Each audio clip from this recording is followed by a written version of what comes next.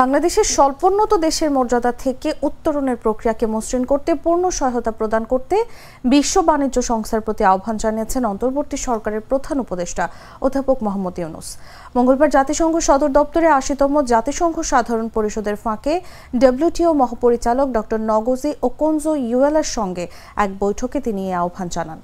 আসন্ন ডব্লিউটিও মন্ত্রী পর্যায়ের সম্মেলনে এলডিসি থেকে উত্তরণের পথে থাকা দেশগুলো বাণিজ্য সুবিধার হ্রাস বা উন্নত বাজারে অগ্রাধিকারমূলক প্রবেশাধিকার প্রত্যাহারের মতো ঝুঁকির মুখে যেন না পড়ে সেজন্য মহাপরিচালকের সক্রিয় ভূমিকা কামনা করেন অধ্যাপক ইউনূস।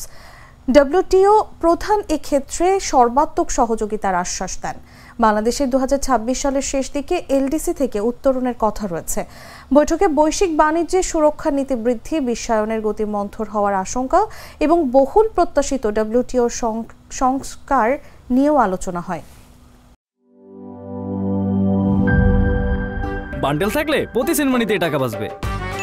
বিকাশ সেনমানি বান্ডেল কিনে জিতুন প্রতি লেনদেনে।